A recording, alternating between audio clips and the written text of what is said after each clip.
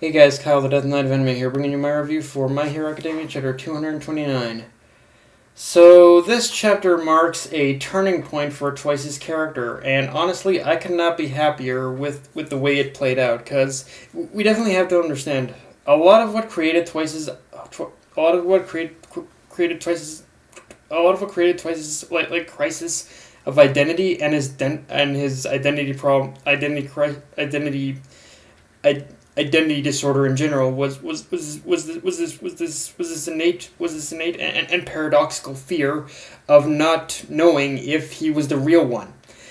But at the same time, he was also too afraid of basically even learning the truth, or what it would even take in order to learn the truth. So in this chapter, but pretty much, so as weird as it is to say, but in this chapter, with him getting the ever-living shit beat out of him, and the beating he and just him getting the beating he did in this chapter, it actually gave him the resolution to pretty much all of his doubts and fears, and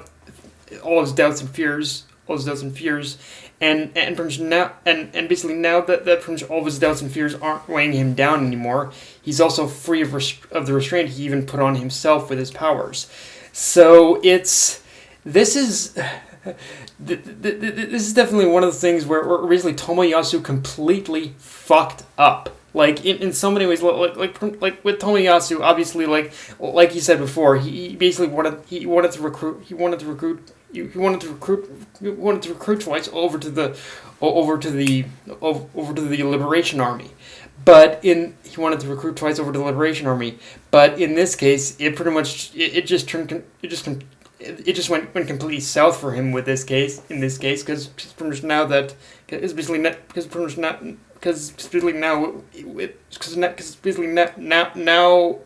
with this, like Twice, he's basically unburdened by anything now, and he can go all out, and he's unburdened by anything now, and it just didn't go the way that Tomoyasu was hoping, and I'm just really excited to see what the true capabilities of Twice's quirk actually are now.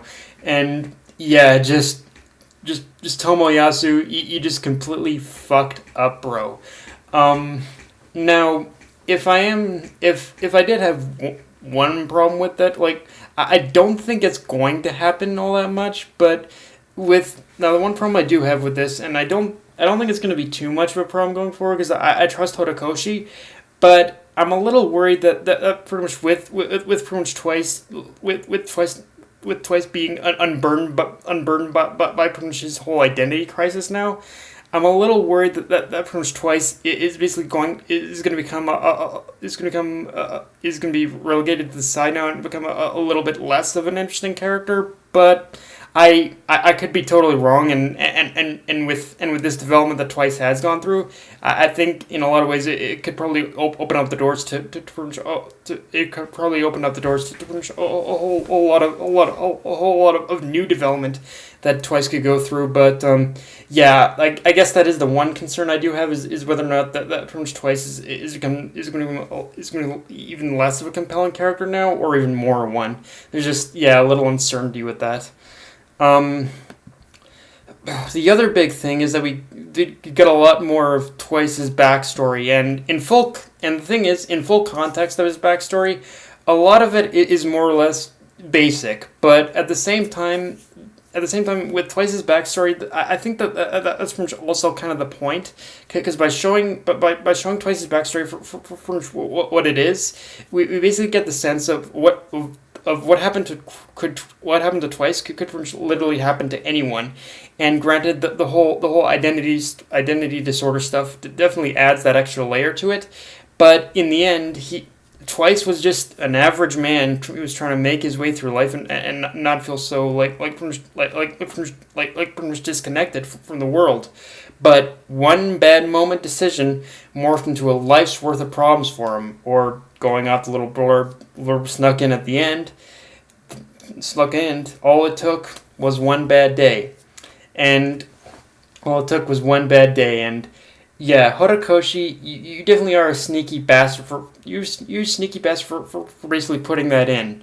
Like, I think I could be totally off the rails here, but I think with that little blurb that Horikoshi snuck in, I think that's pretty much his basically way of telling us where he pretty much or he basically got the inspiration for pretty much Twice's backstory, because it's more than I think we can say that it's more than clear that Horikoshi, just based on that little blurb, that it's more than clear that Horikoshi, he definitely took influence from just the Joker's Killing Joke origins with Twice, and yeah, it's like so that's from where you're going with this. Like, I mean, I think even looking at Twice's backstory, you could definitely tell that that there pretty much are a lot of parallels and similarities between like Twice's backstory and the Joker's backstory in the Killing Joke. But it's like, yeah, it is kind of it's just a funny little. It's just funny how he decided to how Horikoshi decided to make it so obvious at the end there. Now, the other thing for me about this chapter is that, well, of course, with this chapter we basically see that pretty much Twice has basically has released himself of all restraint, and he's going all out with his powers. He's duplicated himself into multiples of himself now, and he's got a mini army on his side. But the problem I'm kind of facing right now is the one thing I'm kind of curious about. Not a problem, I guess, just something I'm curious about. Is that is that of course like French Twice, he can basically go ahead and he can defeat those basically those puppets of himself, but that still kind of begs the question of how Tomoyasu himself is going to be defeated, because so far from what we've seen, a lot of Tomiyasu's powers is a remote type quirk, and he's hidden himself away in the Liberation's Army's headquarters for safety. So as long as he's in that position, I don't think there's going to be much. There's going to be much room for Twice of the League in order to actually do anything in order to take him out. So at that point, it kind of begs the question of like, as long as Tomoyasu is kind of active, that he's going to be a problem even if Twice defeats his clones. So like, what exactly is going to happen in order for him to actually be defeated is, I guess, the big question I'm asking myself. Unless Giron is gonna jump in soon, but at his current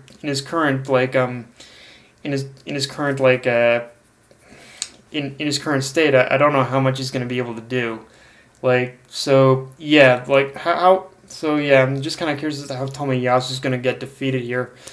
And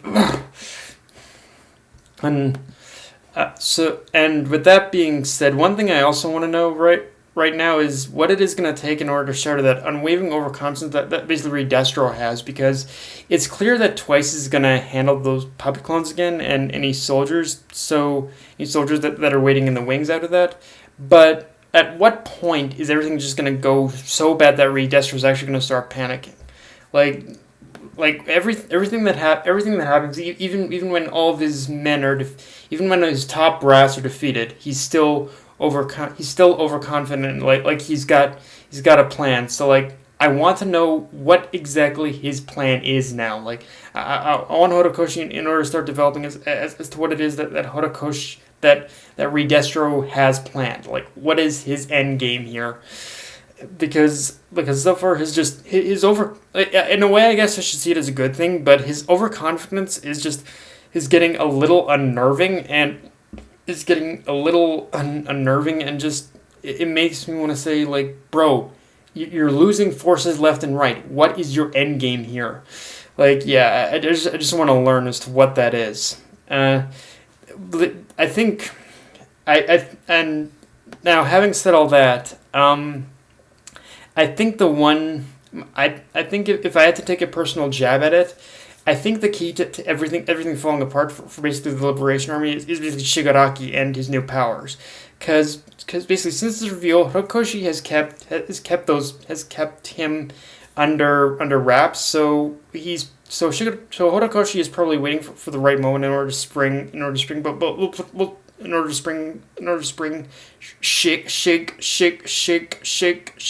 Shigaraki, where it'll be shown as him being the one thing that Re-Destro didn't account for, like with Shigaraki and his new developed powers. I think that's going to be one thing that's going to throw him for a loop. But I could be, but who knows? I'll just have to wait and see.